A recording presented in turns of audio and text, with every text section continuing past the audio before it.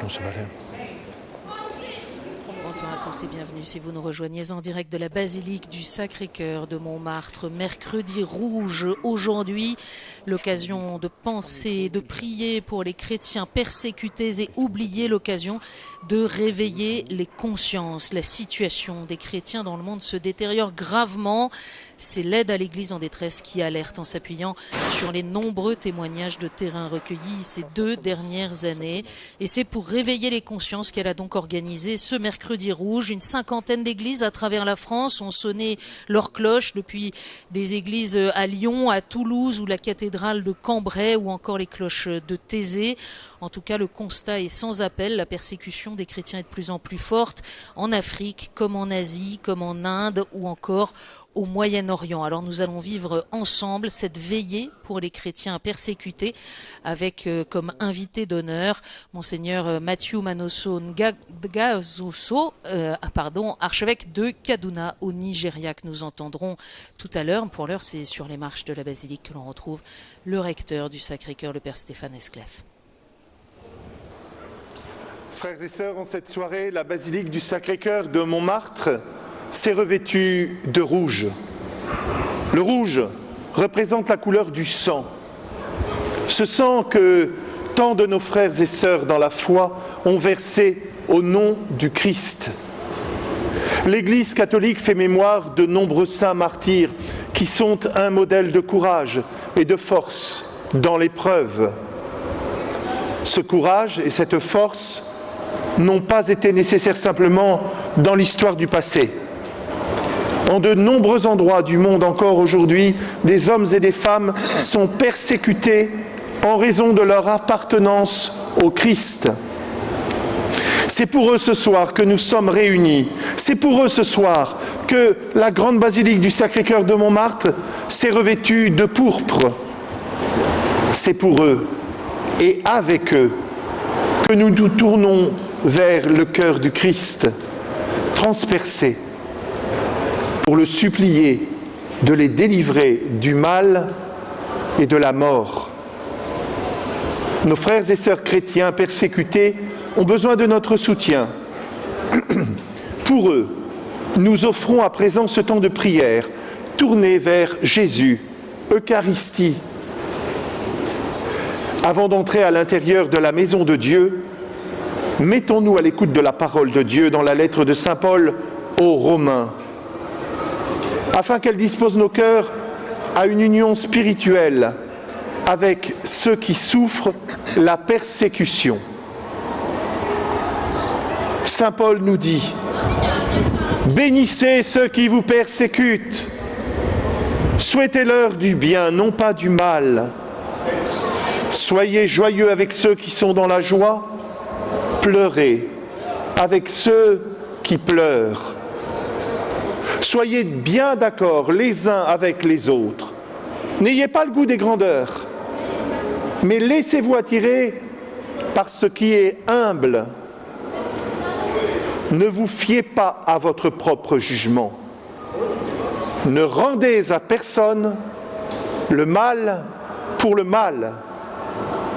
Appliquez-vous à bien agir aux yeux de tous les hommes, autant que possible, pour ce qui dépend de vous. Vivez en paix avec tous les hommes. Entrons à présent dans la basilique, palmes à la main, en acclamant le Seigneur qui vient et nous apporte le salut.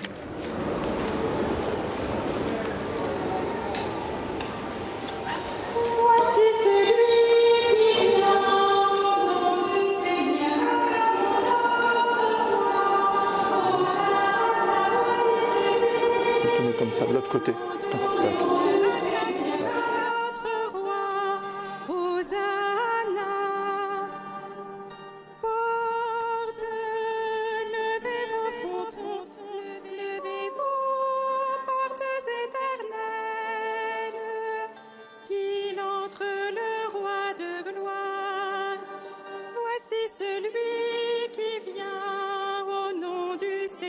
Acclamons notre roi, Hosanna.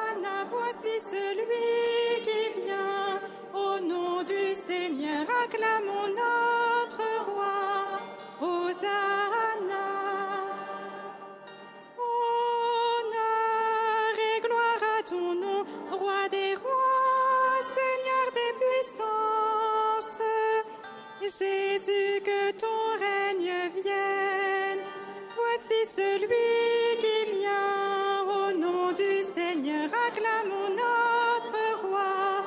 Hosanna, voici celui qui vient. Au nom du Seigneur, acclamons notre roi. Hosanna. Venez, rameaux à la main, célébrer le Dieu qui nous sauve. Aujourd'hui s'ouvre son règne.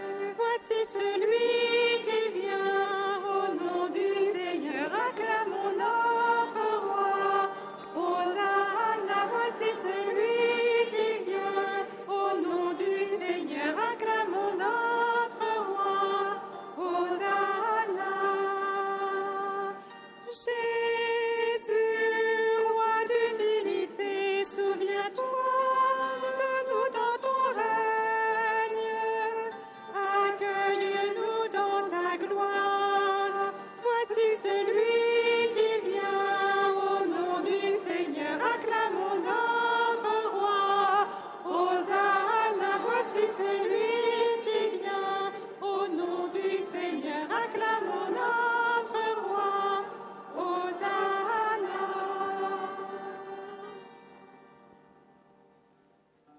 Au nom du Père et du Fils et du Saint-Esprit, le Seigneur soit avec vous. Et avec votre esprit.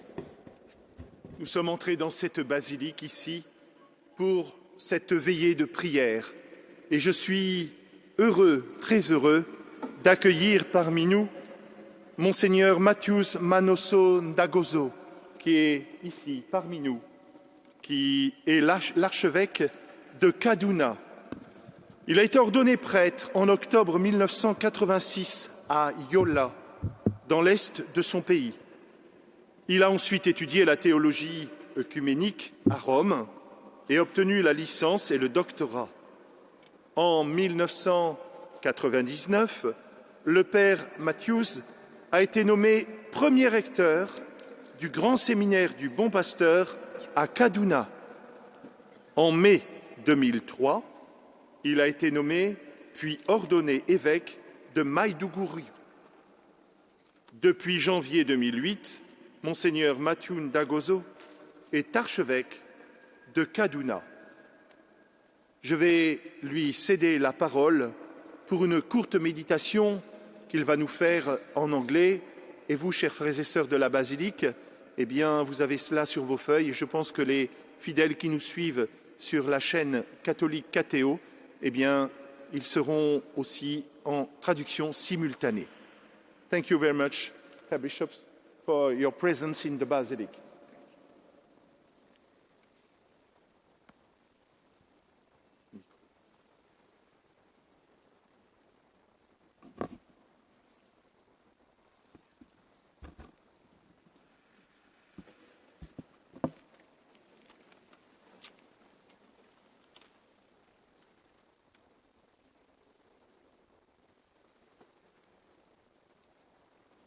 No one can hurt you if you are determined Qui to donc do only vous fera du mal right. si vous cherchez le bien avec ardeur. If you have to suffer, Mais s'il vous arrivait de souffrir upright, pour la justice, have no heureux fear of them. seriez-vous. Have no fear. Comme dit l'Écriture, Simply n'ayez proclaim aucune the Lord crainte de Christ, ces gens-là. holy in your heart, Ne vous laissez pas and troubler. always have your answer ready.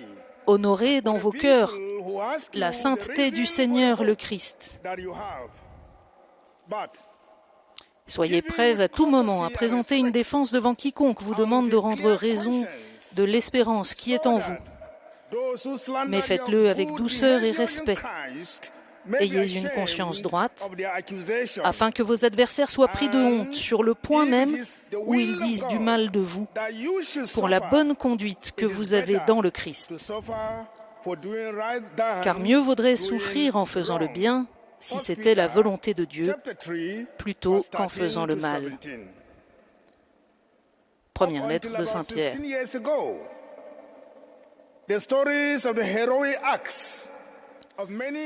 Jusqu'à il y a environ 16 ans, les récits des actes héroïques de nombre de nos ancêtres dans la foi qui ont payé le prix suprême pour la foi me semblaient être des contes de fées ou des légendes. Même lorsque je visitais les catacombes dans la banlieue de Rome, où certains de ces héros et héroïnes de notre foi apostolique étaient enterrés. Mais tout cela a changé avec mon expérience personnelle à Maïdougouri en 2006, lorsque, en réaction aux caricatures danoises, les chrétiens et leurs biens ont été attaqués et beaucoup ont été tués, y compris nos prêtres. Le père Michael Kwali Gadjere. Des centaines ont été blessés, des maisons et des entreprises valant des centaines de millions de dollars ont été détruites. Moi-même, j'ai vu ma résidence épiscopale, l'église, ma voiture et tous mes effets personnels réduits en cendres. Le père Michael était le coordinateur de la commission Justice, Développement et Paix du diocèse de Maïdougouri, dont j'étais l'ordinaire local. Il vivait au milieu d'un bidonville, à Bulunkutu, dans cette ville de Maïdougouri, à majorité musulmane. Il servait les gens au milieu desquels il vivait, en leur fournissant de l'eau potable et d'autres commodités de base. Et ces mêmes personnes l'ont tué le 18 février 2006. Pour mémoire, le père Michael aurait pu blesser ou même tuer certains de ses assaillants, mais il a choisi de ne pas le faire. Il a été tué de sang-froid à l'entrée de l'église, aspergé d'essence provenant de sa voiture et brûlé vif au point de ne plus pouvoir l'identifier. Cette attaque a changé ma perception des actes héroïques des témoins de nos ancêtres dans la foi. De contes de fées ou de légendes, ils sont devenus de véritables témoins humains et authentiques de notre foi commune. Ma nouvelle découverte de la réalité des actes héroïques de nos ancêtres dans la foi a été renforcée et approfondie il y a près de 3 ans, lorsque 4 de nos grands séminaristes du Grand Séminaire du Bon Pasteur à Kaduna, ainsi que Mme Bolanle Ataga et 2 de ses enfants, ont été enlevés à peu près au même moment. 3 des séminaristes kidnappés ont été libérés après plus d'1 mois de captivité, tandis qu'un autre, Michael Nadi, a été tué. Quelques mois plus tard, certains des kidnappeurs ont été capturés par les agents de sécurité et ramenés au séminaire pour montrer comment ils ont mené l'attaque. Après la démonstration, des journalistes ont demandé aux ravisseurs d'expliquer pourquoi ils avaient libéré 3 des séminaristes et tué Michael Nadi. L'un d'eux a déclaré que la raison pour laquelle ils ont tué Michael était que depuis le jour de leur enlèvement, Michael n'a jamais cessé de leur dire de se repentir de leurs péchés et de se tourner vers Dieu, même s'ils savaient qu'ils n'étaient pas chrétiens, mais musulmans. Ils ont trouvé son appel constant à se repentir irritant, et c'est pourquoi ils l'ont tué. Le même jour où Michael Nadi a été tué, Mme Bolanle Ataga a également été tuée par les mêmes bandits, après qu'ils ont perçu 2 fois la rançon de son mari. On a également demandé aux kidnappeurs pourquoi ils avaient tué Mme Bolanle, après avoir demandé 2 fois une rançon. En réponse, ils ont avoué que c'est leur patron lui-même qui a tué Mme Bolanle. Ils ont dit que lorsqu'elle était sur le point d'être libérée, le jour fatidique, leur patron a demandé qu'elle soit amenée à sa tente. Quand elle a été amenée, le patron a voulu abuser d'elle, mais elle a refusé. Alors le patron l'a poignardée et tuée. Michael Nadi et Mme Bolanle Ataga savaient tous deux que leurs ravisseurs étaient armés de couteaux, d'armes dangereuses, d'AK-47.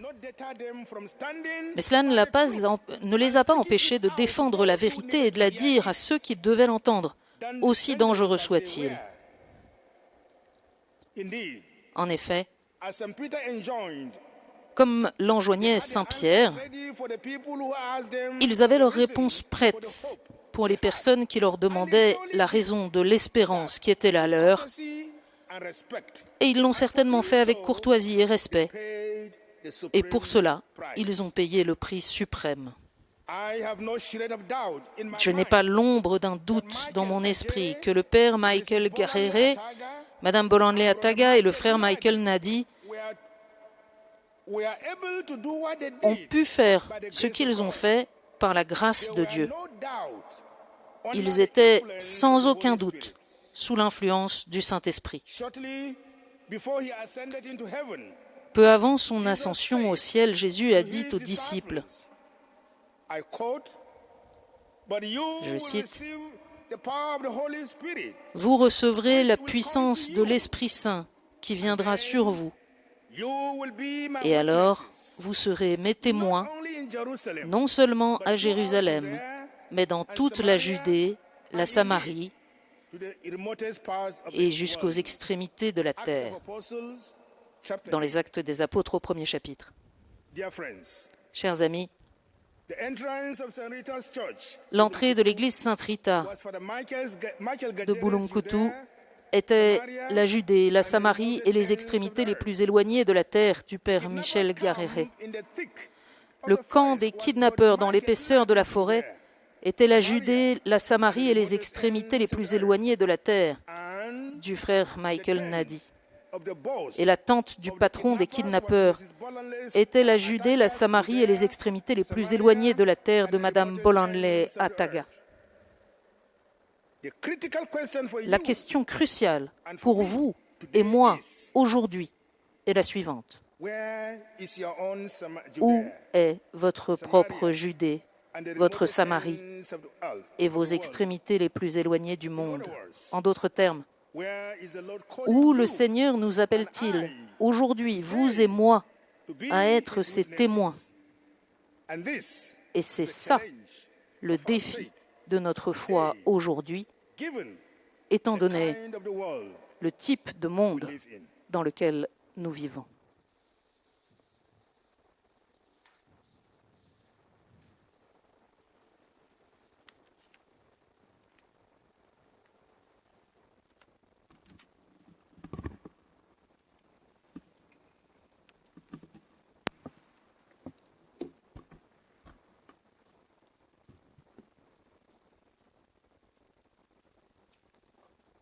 Thank you very much, Archbishops, for your message. Very strong for me and for my brother and sister in the basilic. Merci beaucoup, Monseigneur, pour votre témoignage si fort pour moi comme pour tous mes frères et sœurs ici. Après cette méditation, frères et sœurs, nous allons commencer notre prière parce que devant de tels témoignages, seule la prière est nécessaire. Après, les actes viennent, mais nous devons intercéder, nous, comme chrétiens, en présence particulièrement ici, dans cette basilique, devant le Saint-Sacrement, exposé jour et nuit. Mettons-nous dans cette attitude de prière. Devant toi, Seigneur Jésus, nous présentons nos frères et sœurs qui sont persécutés pour l'amour de ton nom. Et ce soir, pour eux et avec eux, nous te demandons 3 grâces particulières. Celle de la joie au milieu des larmes, celle de l'espérance et celle de la fidélité. Nous te demandons pour commencer, Seigneur, d'abord la grâce de la joie chrétienne, celle des béatitudes. Envoie sur nous, envoie sur tous nos frères persécutés ton esprit de joie, qu'il transfigure nos vies et fasse de nous tous des bienheureux.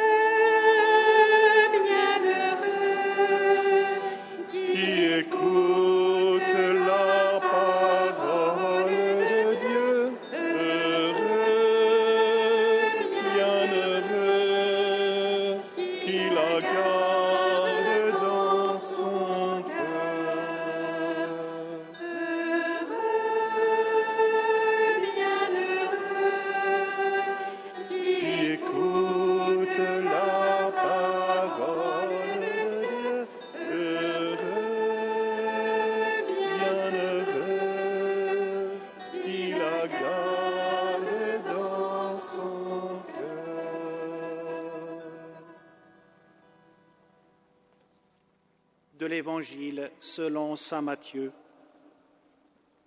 En ce temps-là, voyant les foules, Jésus gravit la montagne. Il s'assit et ses disciples s'approchèrent de lui. Alors, ouvrant la bouche, il les enseignait. Il disait : « Heureux les pauvres de cœur, car le royaume des cieux est à eux. Heureux ceux qui pleurent, car ils seront consolés. Heureux les doux, car ils recevront la terre en héritage. Heureux ceux qui ont faim et soif de la justice, car ils seront rassasiés. Heureux les miséricordieux, car ils obtiendront miséricorde. Heureux les cœurs purs, car ils verront Dieu. Heureux les artisans de paix, car ils seront appelés fils de Dieu. Heureux ceux qui sont persécutés pour la justice, car le royaume des cieux est à eux. Heureux êtes-vous si l'on vous insulte, si l'on vous persécute, et si l'on dit faussement toutes sortes de mal contre vous à cause de moi. Réjouissez-vous, soyez dans l'allégresse, car votre récompense est grande dans les cieux.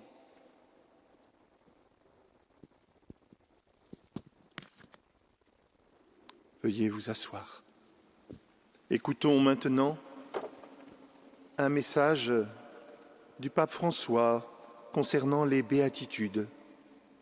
Message qu'il a donné le 1er novembre 2016. Une sœur de la basilique du Sacré-Cœur vous lit ce message.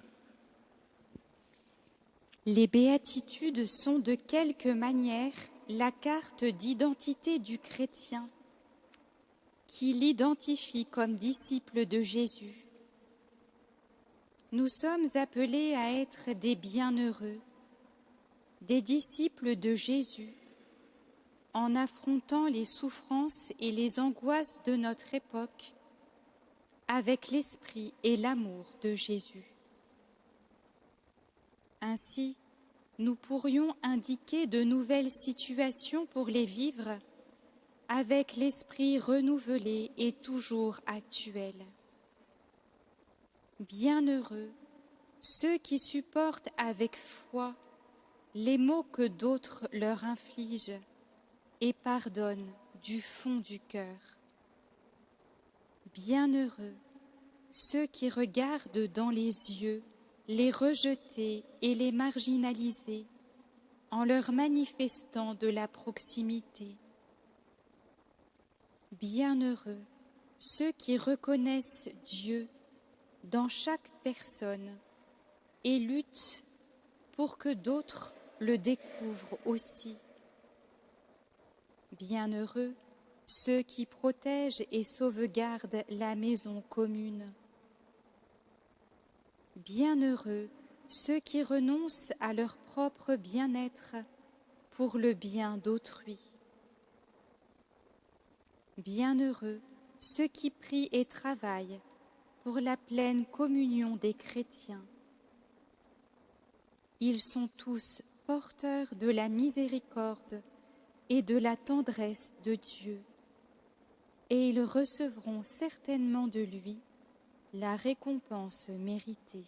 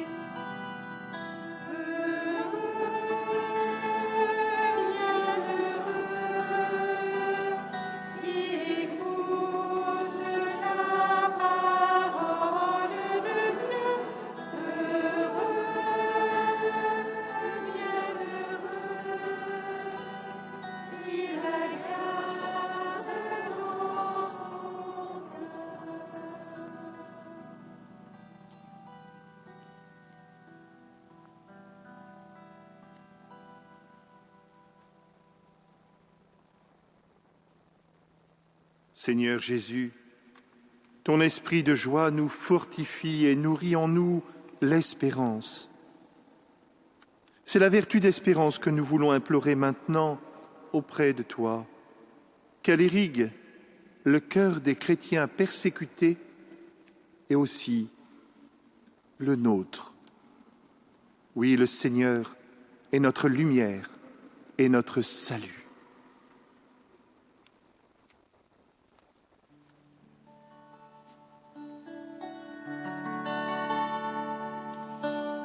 Le Seigneur est ma lumière et mon salut. De qui aurais-je crainte? Le Seigneur est le rempart de ma vie. Devant qui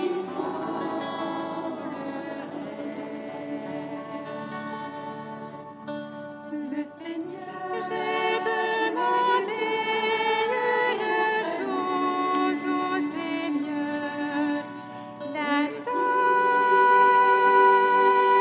que je sache, habiter la maison du Seigneur tous les jours de ma vie.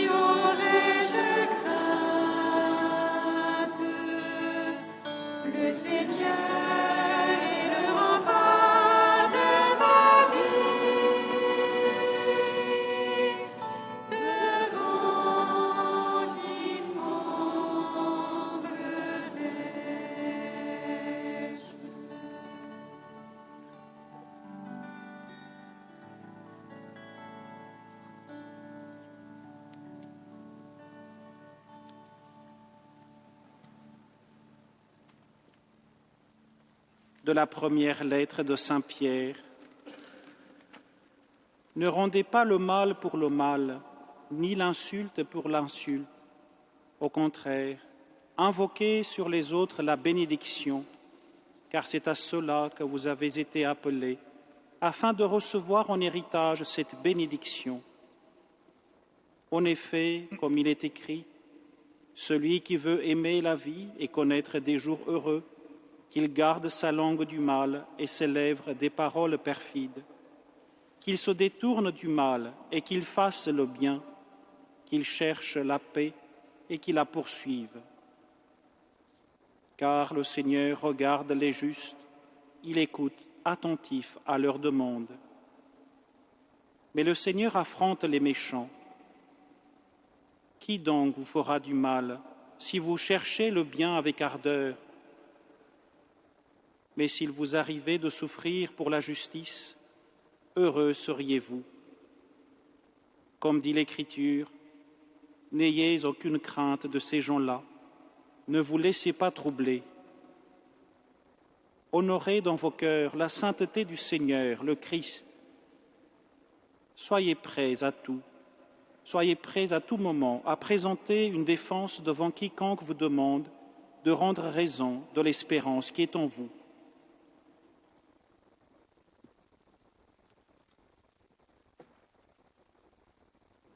Oui, garde-moi, mon Dieu. Ma force est en toi, notre force est en toi, Seigneur. Garde-moi. Nous voulons vivre de ton bonheur, car notre bonheur, c'est toi.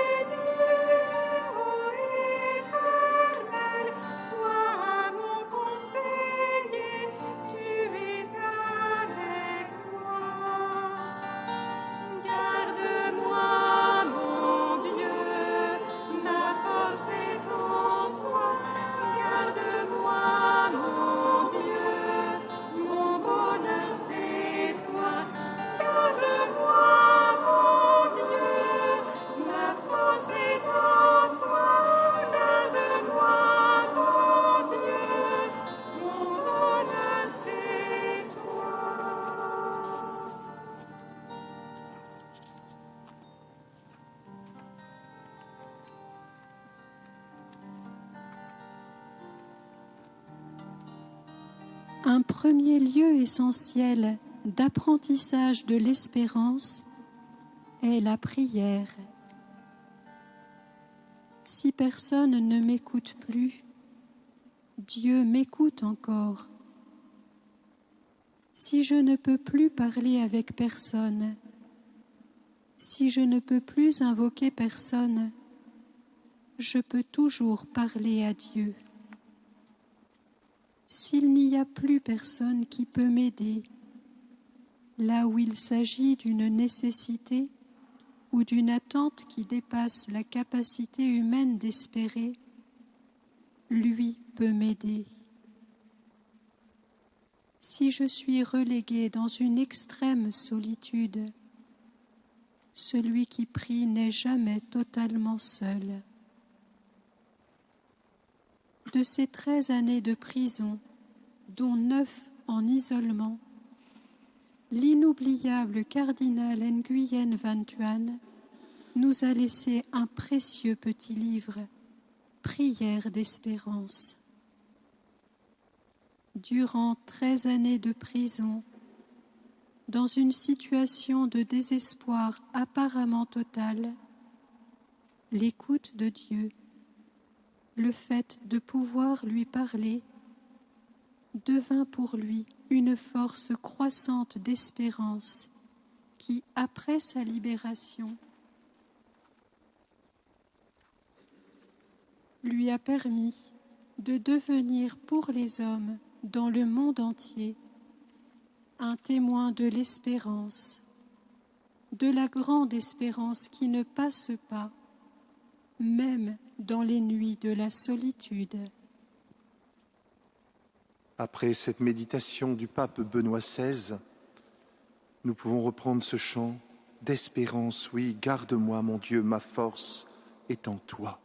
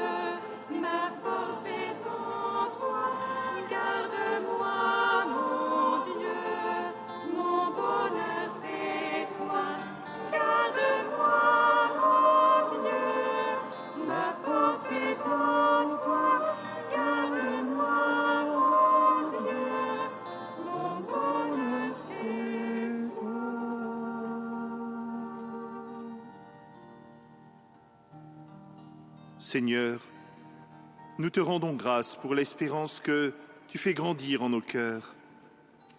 Tu es le Dieu fidèle à ta promesse. Tu n'abandonnes pas ceux qui mettent en toi leur confiance.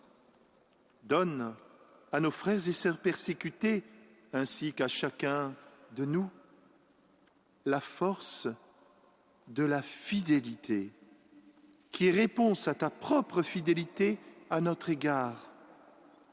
Ce soir, nous voulons nous appuyer sur ta fidélité et t'offrir la nôtre en réponse.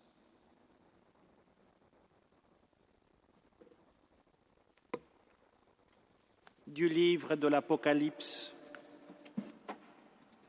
Le vainqueur, celui qui reste fidèle jusqu'à la fin à ma façon d'agir, je lui donnerai autorité sur les nations. Il sera comme moi qui ai reçu autorité de mon Père, et je lui donnerai l'étoile du matin. Celui qui a des oreilles, qu'il entende ce que l'Esprit dit aux églises.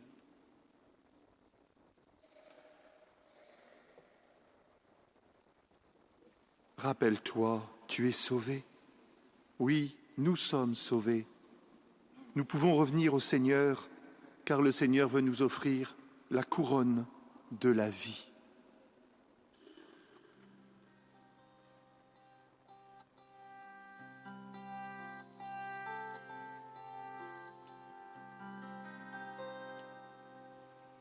Je connais ta détresse et ta pauvreté.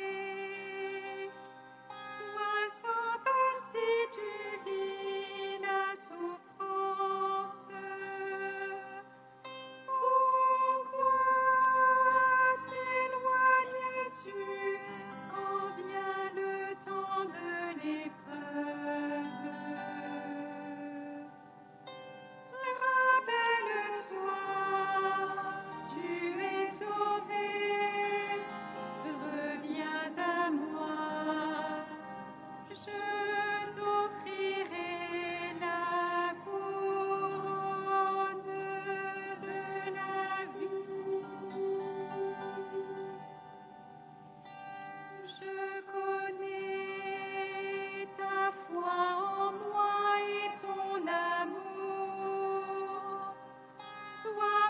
je viens à toi sans tarder.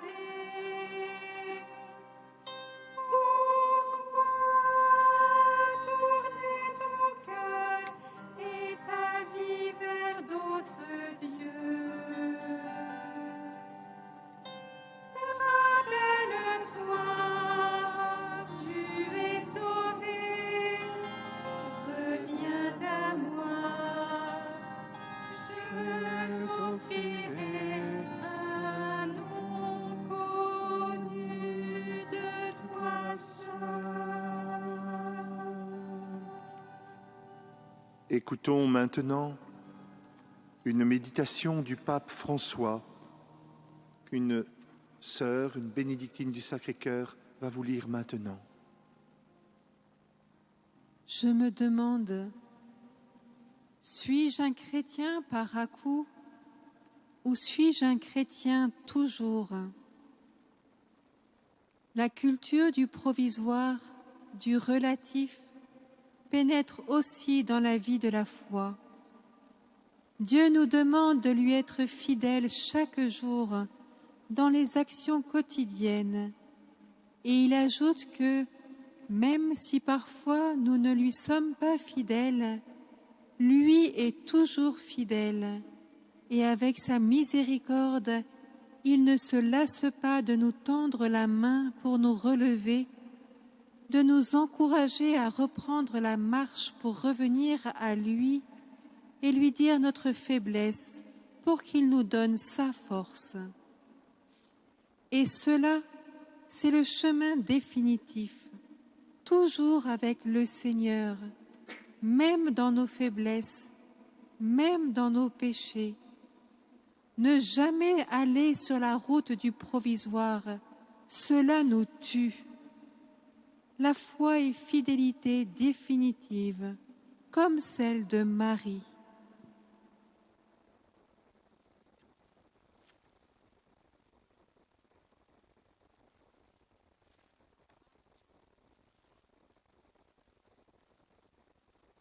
Rappelle-toi, souviens-toi, tu es sauvé, le Seigneur t'a sauvé. Revenons à lui, il veut graver en nous le nom de son Père, le nom de Dieu.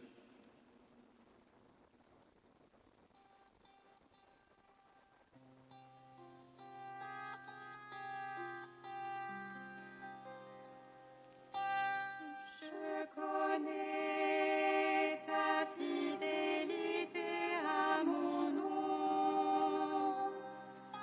À l'heure de l'épreuve, je te garde. Pourquoi fermer ton cœur? Laisse-toi seulement aimer. Rappelle-toi, tu es sauvé, reviens à moi, je graverai en toi le nom de ton Dieu. Je connais ton cœur, mais tu es malheureux. Sois plus ardent et ouvre ton cœur.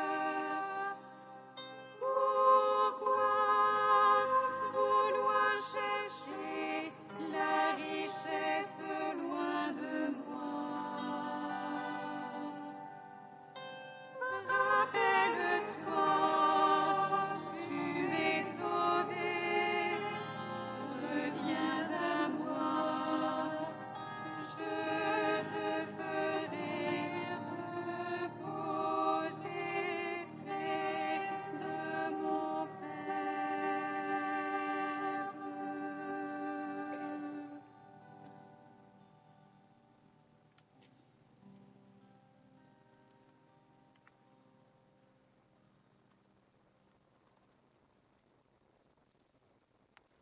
Frères et sœurs, je vous invite à vous lever maintenant pour que nous puissions réciter ensemble la prière pour les chrétiens persécutés, que nos voix s'unissent pour la cause de tous ceux qui souffrent pour le nom du Christ.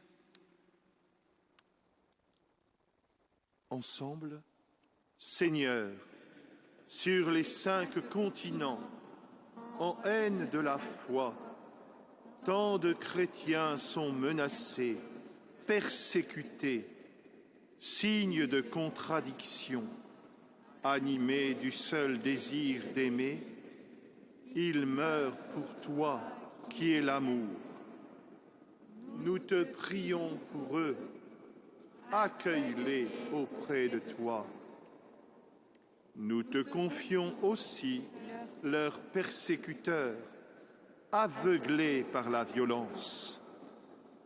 Que le sacrifice et le pardon de leurs victimes les mènent sur un chemin de conversion.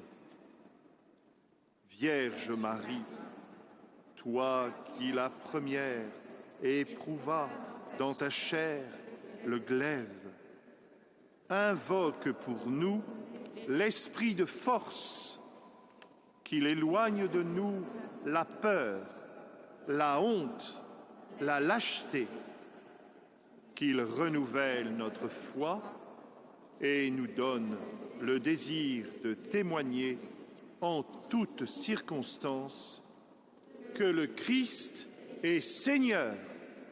Amen.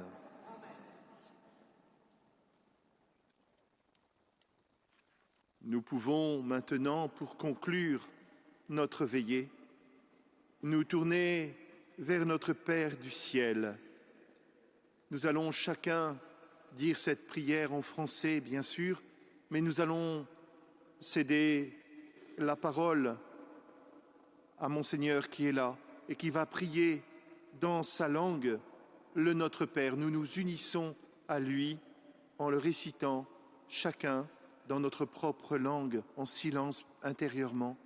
Et ceux qui nous suivent sur KTO peuvent dire cette prière aussi en communion les uns avec les autres.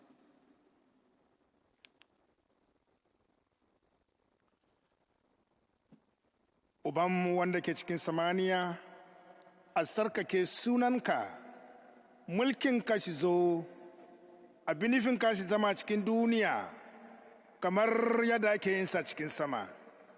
Ka ba mu yau abincin yini, ka garfata mana zunubanmu, kamar yadda muke garfatawa masu mana laifi. Kada ka kai mu a cikin jaraba, amma ka cece mu daga mugu. Amen.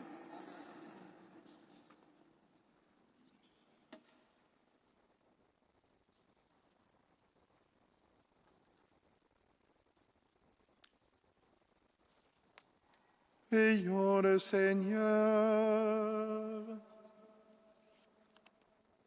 Tu ne peux abandonner, Seigneur, ceux qui acceptent de perdre leur liberté pour l'amour de ton nom et la défense de leurs frères. Puisqu'ils sont persécutés avec ton Fils, donne-leur la force dont ils ont besoin pour témoigner de l'Évangile avec assurance, qu'ils puisent un réconfort dans la prière de l'Église et recouvrent enfin cette liberté que tu veux pour tous tes enfants. Par Jésus-Christ, ton Fils, notre Seigneur, qui vit et règne avec toi et le Saint-Esprit, un seul Dieu, pour les siècles des siècles.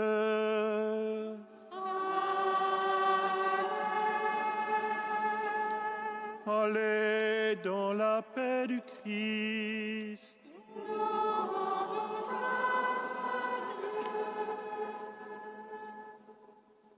Nous allons maintenant nous mettre en présence devant le Seigneur. Nous allons voiler le Saint-Sacrement pour que la messe qui va suivre puisse avoir lieu. C'est une occasion encore de poursuivre notre prière pour tous les chrétiens persécutés. Merci à tous ceux qui nous ont suivis sur la chaîne KTO. Merci à vous qui êtes présents dans cette basilique. Thank you very much, Bishop, for your presence with us tonight in the Basilic. Thank you very much. And we pray for your people.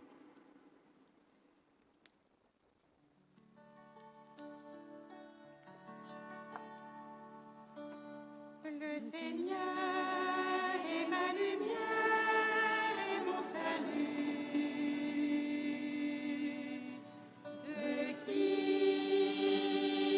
aurais-je crainte? Le Seigneur est le rempart de ma vie. Devant qui tremblerais-je?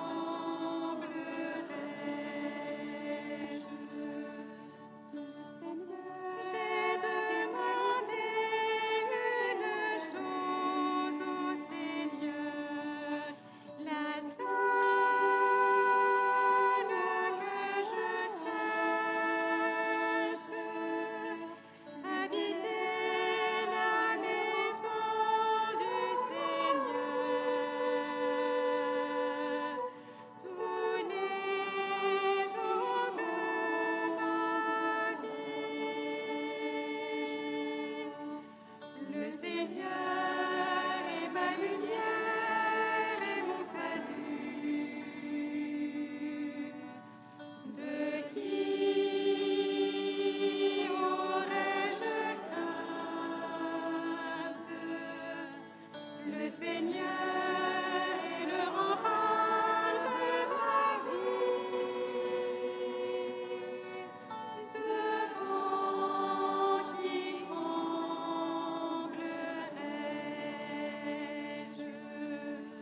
Le Seigneur est ma lumière et mon salut. Ainsi s'achève cette veillée de prière pour les chrétiens persécutés dans le monde, mercredi rouge, organisé par l'aide à l'Église en détresse, et résonnent encore ces paroles de l'archevêque de Kaduna au Nigeria, monseigneur Matthew Ndagoso. Moi, je croyais que le témoignage de foi de nos ancêtres, c'était des contes de fées ou des légendes lorsque je visitais les catacombes à Rome, mais tout a changé avec mon expérience personnelle en 2006 et de raconter les prises d'otages, les kidnappings, les meurtres survenus dans son pays. La question cruciale pour vous et moi aujourd'hui est la suivante, a conclu monseigneur Matthew. Où le Seigneur nous appelle-t-il aujourd'hui, vous et moi, à être ses témoins? C'est là le défi de notre foi. Merci à tous ceux qui nous ont permis de prier ensemble pour tous ces chrétiens persécutés dans le monde. Merci à la basilique du Sacré-Cœur de Montmartre et aux équipes, ainsi qu'à l'aide à l'Église en détresse et aux équipes de KTO mobilisées ce soir. Merci à vous de votre fidélité. Très bonne soirée, à bientôt.